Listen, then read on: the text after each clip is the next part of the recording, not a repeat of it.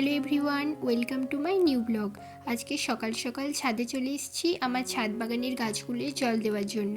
জল ভরার জন্য ছাদে একটা বালতিও রেখে দিয়েছি, তো চলো জল ভরে নিই।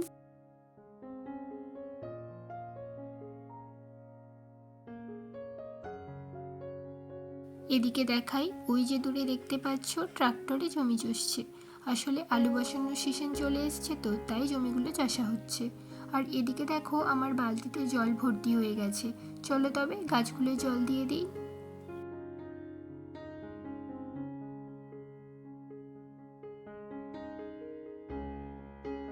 এই দেখো, এখানে আমি টবে অনেকগুলো কাঁদা গাছ লাগিয়েছি। ওপরে প্রায় 10 থেকে 15টা টব রয়েছে। আর নিচে ওই যে বাগানটা দেখতে পাচ্ছ, ওখানে অনেক গোলাপ ফুল ফুটতে শুরু করেছে। ওখানেও নিয়ে যাব, তার আগে চলো এই গাছগুলো জল দিয়ে দিই।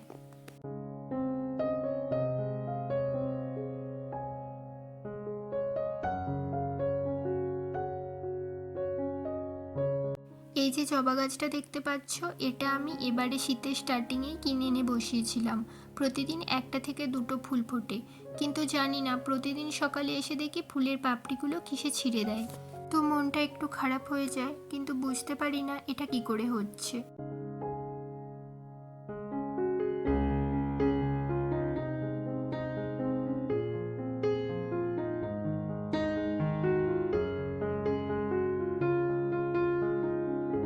এখানে আবার দেখতে পাচ্ছ রজনীগন্ধা গাছের গোড়ায় আবার কয়েকটা কলমি শাক হয়েছে। আর এই রজনীগন্ধা গাছটায় কিছুদিন আগে একটা স্টিক হয়েছিল। সব ফুল ফোটা হয়ে গেছে, তবে স্টিকটা এখনো কাটা হয়নি। আর এইবারে আমি প্রথমবার ছাদে টবের মধ্যে কপি চারা লাগিয়েছি। কোনো দিনও লাগাইনি, জানি না হবে কি না। তো এইবারে আমি ট্রাই করে দেখছি, যদি হয় তো পরের বছরেও লাগাবো। এখানে সবকটাই ফুলকপির চারা। বাঁধাকপির চারা আমি খুঁজেছিলাম কিন্তু পাইনি, সেজন্য এখানে সবকটাই ফুলকপির চারা বসিয়েছি।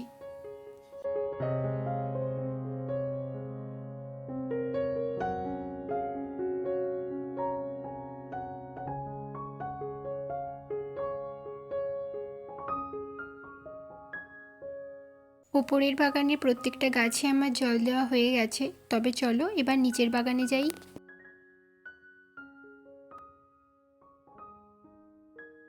শীতের শুরুতে আমার বাগানে এই একটা দুটো গোলাপ ফুল ফুটতে শুরু করেছে, তবে শীতের মাঝামাঝি সময় করে কিন্তু গাছ ভর্তি হয়ে গোলাপ ফুল ফুটে থাকে। তাই প্রথমেই শুরু করলাম এই রানী কালারের গোলাপটা দিয়ে। এক এক করে প্রত্যেকটা রঙের গোলাপ দেখাবো, তার জন্য পুরো ভিডিওটা অবশ্যই দেখতে হবে।